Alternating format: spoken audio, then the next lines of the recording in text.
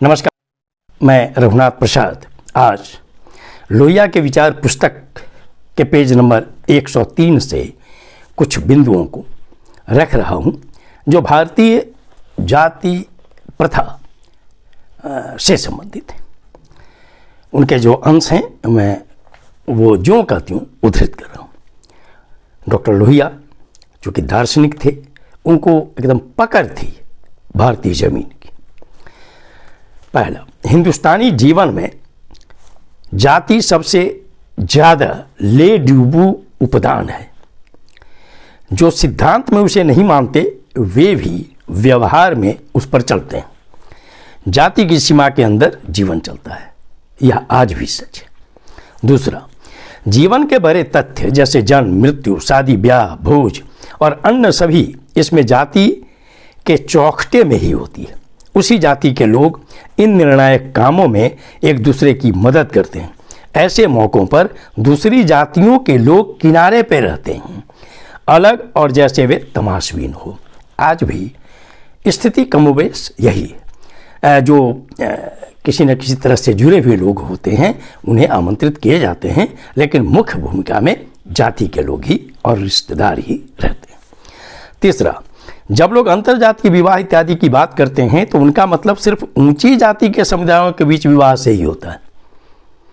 चूँकि देखा गया है कि यदि कोई पिछड़ी जाति, अनुसूचित जनजाति का लोग अगर अपने से ऊंची जाति की लड़की से अंतरजातीय विवाह करता है तो उसे बहुत ही संकटों का सामना करना पड़ता है। चौथा, इतिहास साक्षी है कि जिस काल में जाति के बंधन ढीले थे उसने लगभग हमेशा उसी काल में घुटने नहीं टेके हैं। उनका तो सबसे बड़ा कारण है जाति। वह 90% आबादी को दर्शक बनाकर छोड़ देती है। वास्तव में देश की दारुण दुर्घटनाओं के निरीह और लगभग पूरे उदासीन दर्शक। सच्चाई यही है कि जो कमज़ोर वर्ग रहा अपने देश में वो हमेशा एक कहिए कि उदासीन की स्थिति में रहा। अगला, जातियों ने हिंदुस्तान को भयंकर नुकसान पहुंचाया है और हिंदुस्तान उनसे निजात कैसे पा सकता है, फिल वक्त हम इसी पर विचार करेंगे। ऊंची जातियां सुसंस्कृत पर कपटी हैं, छोटी जातियां थमी हुई और बेजान हैं। ये रग पकड़ा है डॉक्टर लोहिया ने। नेक्स्ट, जाति को 3 अलग किस्म से विरोध होता है जाति का। एक जवाबी, दूसरा निचले स्तर का और मिला जुला, और तीसरा वास्तविक। ये भी सच्चाई है।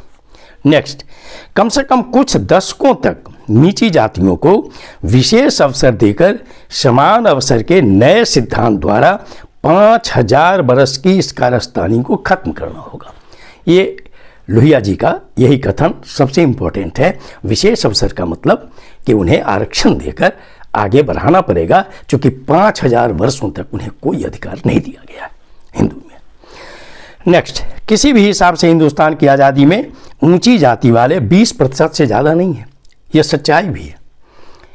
आज जो बिहार का कास्ट सर्वे हुआ है उसने तो साबित किया कि हिंदुओं की जो उच्च जातियाँ हैं बिहार में सिर्फ 10.5% है। कमोबेश यही स्थिति कुछ राज्यों में कुछ ज़्यादा है, इसलिए लोहिया जी का आकलन 20% कमोबेश सही बैठता है। 80% नेतृत्व इनके हाथ में है, मतलब आबादी 20% लेकिन नेतृत्व 80%। 82% आबादी अकर्मण्यता और अयोग्यता की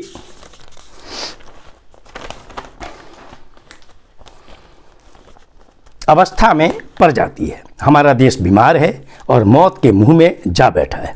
राष्ट्र की कम से कम आधी या 60% ऊंची नेतागिरी नीची जातियों के बीच से पूर्व नियोजित ढंग से चुननी होगी। लोहिया जी कितने बड़े दूरदर्शी थे। आज ये स्थिति अवश्य आ गई है कि जो समाजवादी धारा की पार्टियां हैं, लोहियावादी पार्टियां हैं, और इसके साथ ही जो भारतीय जनता पार्टी है, कांग्रेस पार्टी है, अब वो पार्टियां भी अब इस रास्ते पर आ गई हैं कि उन्हें भी अब पिछड़े वर्ग से, कमज़ोर वर्ग से, अनुसूचित जाति, अनुसूचित जनजाति से नेतृत्व को आगे लाना पड़ रहा है। ये लोहिया जी कितने बड़े दूरदर्शी थे ये दिखलाता है। इस दूरदर्शिता का उदाहरण आज हम लोग कमोबेश देख रहे हैं देश में कि विभिन्न तरह से जो SC, ST और OBC हैं ये मुख्य धारा में लाए जा रहे हैं और जो मुख्य पद हैं मुख्यमंत्री और केंद्रीय मंत्री या राज्यों में मंत्रिमंडल में उन्हें स्थान देना पड़ रहा है सभी राजनीतिक दलों को। ये वीडियो आपको अच्छा लगा हो तो निश्चित तौर पर लाइक करें, शेयर करें। अब तक हमारे चैनल को आपने सब्सक्राइब नहीं किया, सब्सक्राइब करें, बेल आइकन को टच करें ताकि मेरे हर आने वाले वीडियो का नोटिफिकेशन आपको तुरंत मिल जाए। आप सभी लोगों के लिए शुभकामनाएं। धन्यवाद। जय हिंद।